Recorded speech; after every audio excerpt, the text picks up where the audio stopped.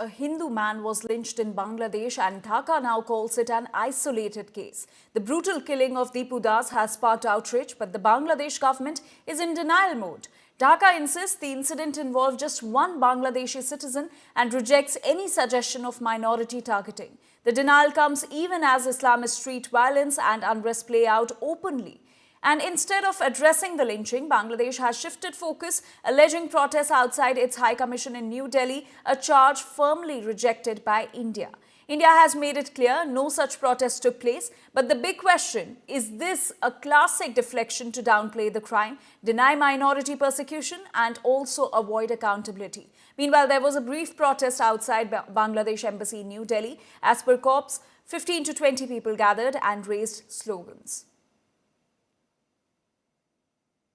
এখানে তারা দাঁড়িয়ে যে ওই শুধু ওই কি হিন্দু নাগরিকের হত্যার প্রতিবাদ স্লোগান দিয়ে চলে গেছে তারা আরো অনেক কিছু বলেছে সেটা আমরা জানি এবং আমাদের পত্রপত্রিকায় যে রিপোর্টটা আসছে সেটাকে যে তারা বলছে যে মিসলিডিং এটাও সত্য না আমাদের পত্রপত্রিকায় মোটামুটি সঠিক রিপোর্টই এসেছে যেটুকু আমরা তথ্য পেয়েছি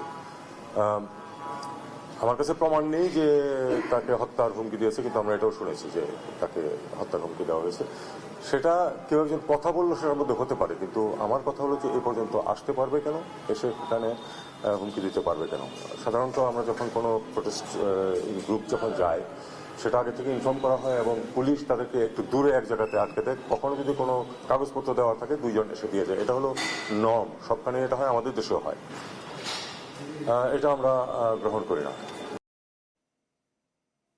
And amid the tense calm in Bangladesh, India Today brings you this exclusive report on the situation of Awami League leaders after the ouster of Sheikh Hasina. Listen in.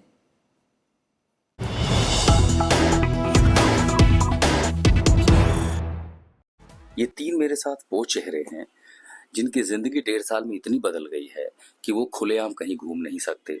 कई ऐसे लोग हैं जो 1.5 साल से अपने घर नहीं गए क्योंकि वहां घर जाएंगे तो आवामी लीग का नेता कार्यकर्ता होने के नाते उन पर इतना खतरा है कि जान से मार दिए जाएंगे। हमारे साथ वो 3 लोग जुड़ रहे हैं इस समय बातचीत करने के लिए ढाका में। हम इनका चेहरा नहीं दिखा सकते, हम इनकी पहचान आपको नहीं बता सकते क्योंकि उसके बाद इन पर इतना खतरा है कि संभवतः जब ये इंटरव्यू लोग देखेंगे तो बहुत सारे जो विरोधी हैं इनके आलोचक हैं वो संभवतः इनकी जिंदगी पर बनाएगा। इसीलिए इस लोकेशन को भी हमने इस तरह से प्लान किया कि न लोकेशन पता चल पाए न इनके बारे में लोग जान सके। लेकिन ये 3 वो लोग हैं जो आवामी लीग में बड़े पदों पर बांग्लादेश में रहे हैं, ढाका में रहे हैं, लेकिन अब जिंदगी एक तरह की खाना बदोश हो चुकी है। 1.5 साल में आवामी लीग के नेताओं कार्यकर्ताओं के लिए क्या कुछ बदला? नहीं, यहाँ पर आवामी लीग की हर नेता के लिए बचना बहुत डिफिकल्ट हो गया है। यहाँ पर देखो लोग कोई भी नेता रहा है जो कभी भी कोई जुल्म नहीं किया, कोई करप्शन के साथ नहीं था, उसको भी सिर्फ आवामी लीग सपोर्टर है जो उसको देख के मॉब जस्टिस जो बोलता है और मॉब वायलेंस ये करके वो उसको किसी को मार देता है, किसी को लाइफ को थ्रेट दे। कितने दिन से घर नहीं है, कितने दिन से छुप रहे? हम तो 1.5 साल से हम लोग घर नहीं गया। आपके घर वाले वो किस हाल में रहते हैं, उनसे बातचीत? हमारी जो घर वाले हैं वो भी बहुत डर से रहते हैं, हमेशा बहुत आसपास के लोग थ्रेट में रखते हैं। कहाँ है बोलो। आवामी लीग के लोगों की जिंदगी कितनी बदली है 1.5 सालों में? आपके पिता तो फ्रीडम फाइटर थे। बहुत बदली है।